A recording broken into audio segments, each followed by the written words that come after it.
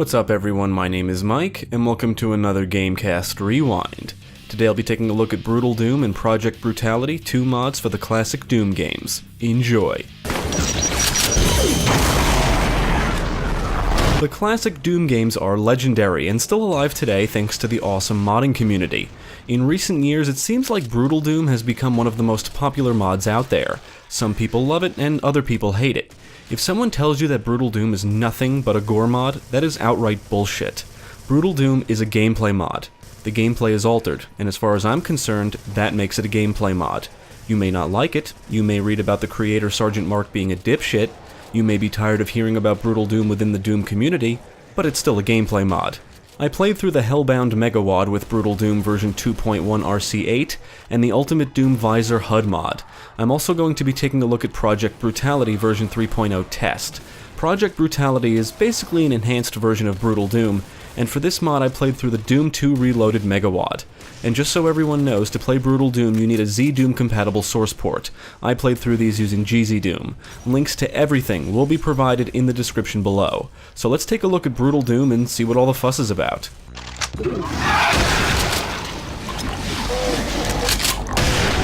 Brutal Doom takes the classic Doom gameplay and just amplifies it. Blood will splatter everywhere, shots feel more powerful, you can aim down sights, utilize a flashlight, you can flip off enemies and shout offensive remarks, and there's many more weapons to play around with. You can roll left and right now, which can be helpful in some situations, and scattered throughout the environments are marines that can be rescued and will aid you on your quest to defeat the forces of hell. You can sprint, kick enemies, the mod includes a melee overhaul, and you can grab enemies and use them as shields. You can pilot tanks, which I didn't get to do in Brutal Doom, but did get the chance to try with Project Brutality. Enemies will drop items when killed, and Brutal Doom includes a new pickup called the Demon Sphere, which is one of the coolest things about the mod in my opinion. When you acquire a Demon Sphere, you'll temporarily turn into a Revenant or Baron of Hell, and can use their attacks to just decimate your foes. It's awesome. Whenever you acquire a Berserk Pack or a Demon Strength Rune, which is another new pickup, you will gain increased strength, allowing you to deal more melee damage and perform over-the-top third-person executions. Project Brutality basically enhances Brutal Doom by adding a lot of new content. More weapons, new enemies, new enemy behavior, and new pickups have been added. Most of the basic actions added in Brutal Doom are included. Now you can lay down proximity mines and there is an inventory system of sorts. You can tweak various aspects of the gameplay, monsters, and weapons from the Project Brutality options menu and basically tweak the experience to your liking. You can enable or disable health regeneration, double jump, ledge climbing, dodging, and more. You can turn on and off specific weapon upgrades and monster variants. New pickups include the Haste Sphere, which will increase your speed. There's a sphere that will briefly stop time around you when acquired, a portable medic backpack, Swarmer and electricity pods, and the UAC Distress Beacon, which will summon marine reinforcements to assist you. There's also an automatic sentry gun according to the mod's documentation, but I never did find the pickup. I should mention that the documentation I found was for a previous version of the mod.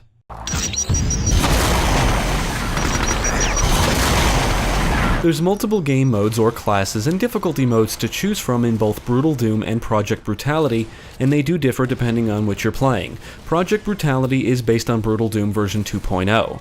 The game modes in Brutal Doom include Rifle Start, Pistol Start, Purist, and Tactical. Rifle and Pistol Start determine your starting weapon. The Purist mode is for those that prefer more traditional gameplay, or so the manual says. The weapons behave more like the original weapons. No reloading, no alt-fire modes, and the game can be played with auto-aim. With that said, I would recommend you allow yourself to aim up and down for any of the other gameplay modes. The tactical mode is supposed to reflect modern first-person shooter gameplay. You'll move faster, you can't use your weapons while sprinting, and you'll tire quickly when sprinting while carrying heavy weapons. Project Brutality includes 3 game modes. The Project Brutality mode will expose you to all of the features of the mod. Brutal Doom version 2.0 restricts some features to match the feel and balance of Brutal Doom. The final mode, Traditional, includes only the classic Doom arsenal, with all of the advanced features stripped away.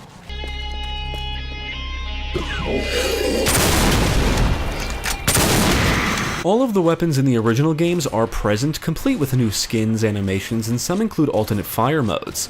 You can fire the super shotgun's barrels individually, zoom with the rocket launcher's scope, and the pistol can fire a single shot or burst fire. New to the Brutal Doom arsenal are several weapons. The assault rifle is a great starting and fallback weapon. The assault shotgun is an excellent weapon for crowd control. You can pick up and use the Revenant's missile launchers and a Mancubi flame cannon. You can destroy enemies with a railgun, blow them away with a submachine gun. There's a machine gun that comes with a grenade launcher attachment, and you can launch rockets and lob grenades with the grenade launcher. You can also carry and throw grenades, which can be extremely helpful when you're outnumbered. Some weapons can be dual-wielded. The plasma rifle is one of them, and it's just badass circle strafing at high speed around a cluster of enemies, and basically melting them with your onslaught of plasma fire. The new gore effects really make the combat feel intense and brutal, as the name implies. The super shotgun is easily one of the most satisfying weapons in the mod. One blast from both barrels can take a Hell Knight's head off, destroy a Cacodemon, or blow a Revenant in half.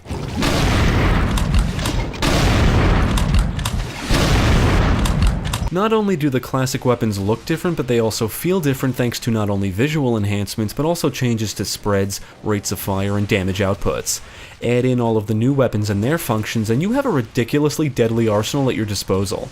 This is balanced out, or supposed to be balanced out, by the changes to the enemies. All of the enemies you know and love will be trying to kill you, and their behavior is modified. Former humans can wield pistols and rifles, and shotgun guys or sergeants can carry submachine guns. A Baron of Hell can hurl 3 projectiles. Cacodemons move faster and can dodge some of your projectiles. Imps will leap at you, and you'll notice various other changes as you play. Depending on the difficulty, enemies can take and/or inflict more damage. Now, I've read a lot about Brutal Doom being unbalanced, and I really feel that it depends on the megawatt. Honestly, I find that Brutal Doom leans more towards the challenging side. This will also depend on the skill level, of course.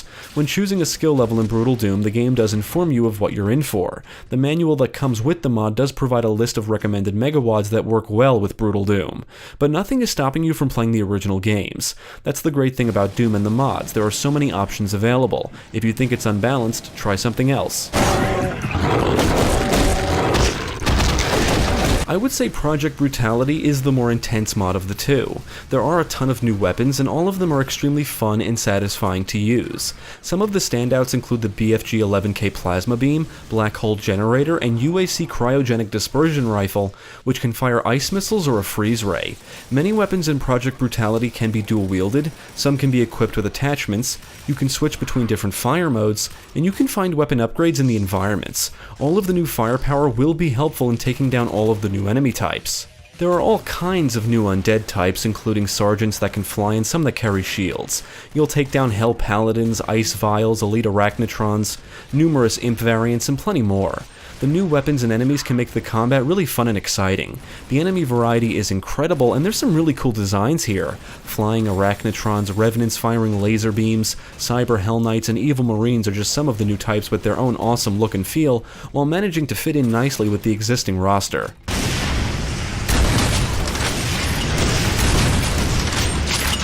With the fast-paced gameplay and expanded arsenal, the action can get really crazy, and Project Brutality just ramps it up like 10 notches thanks to more content and awesome new features.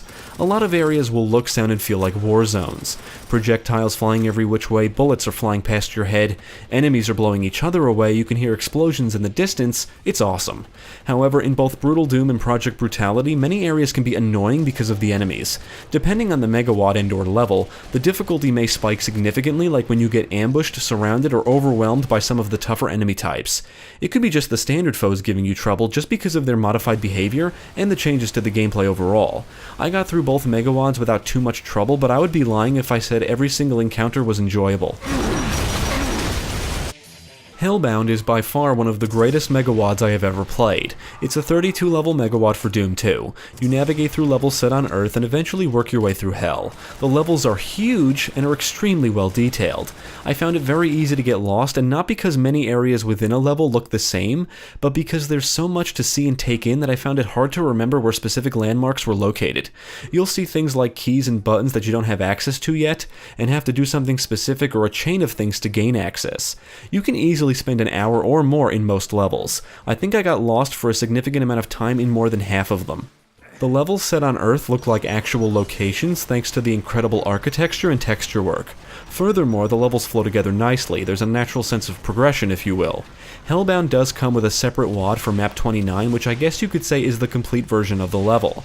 The reason for the separate WAD is because it's a massive level that can seriously hinder performance, especially if you're playing with Brutal Doom.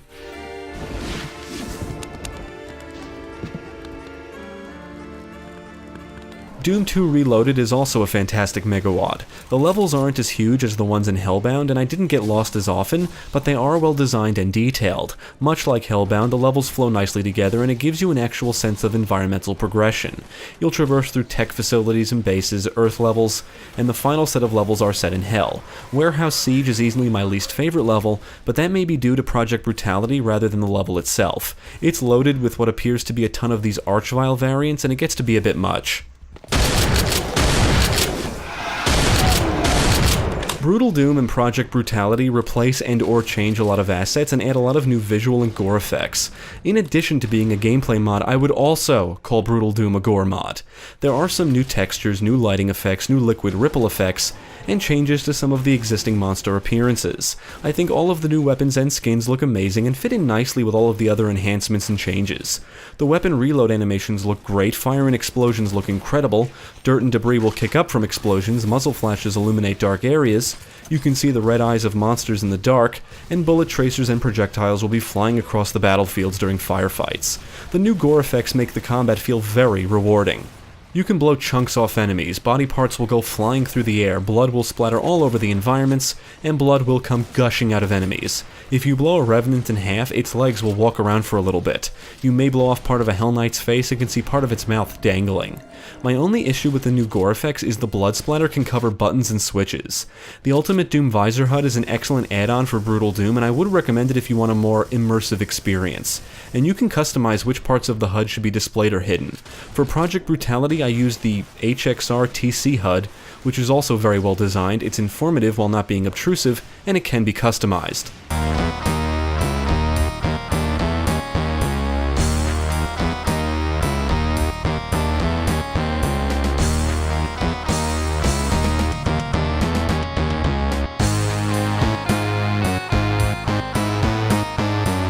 That's right, South of Heaven, fucking Slayer, and I also heard a Judas Priest tune, both during my time with Hellbound.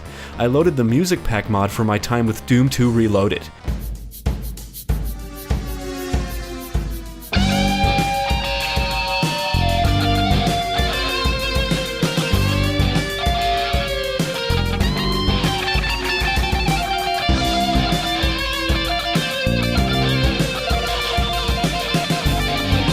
Fucking jammin'.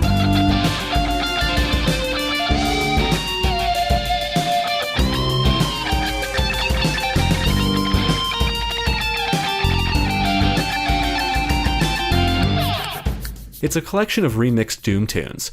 The soundtrack for Hellbound and the Music Pack are excellent, and the licensed song conversions are very well done. There is an excellent soundtrack of remixed Doom tunes called a.k.a. Doom Soundtrack by Andrew Hulsholt. Hope I said that right. There is a link to it in the description below. It is free to download in multiple formats and can be loaded as a WAD, so you can shoot your way through the original game with this soundtrack blasting in the background. It really is incredible work. As for the sound effects, the weapons fire sounds loud and powerful. Explosions are booming, you may recognize some sound effects from Doom 3, enemies make all kinds of demonic noises and some actually speak, and there's more voice work heard in Project Brutality. Doom Guy will shout shit on his own, but you can also have him shout offensive shit at the press of a button. Any Marines that fight alongside you will spout a few lines here and there. A lot of aspects of these mods can be disabled if you don't like them. Whether it's a visual effect or audio effect, there's plenty of options to tweak. On the technical side, both mods ran pretty smooth. I did encounter a few frame rate dips, especially in map 29 of Hellbound. The frame rate will dip when there's a lot of gore, explosions, enemies, and shit on screen. Project Brutality crashed on me once, but other than that, I didn't encounter any major issues. There are options you can tweak to keep the gameplay running smooth.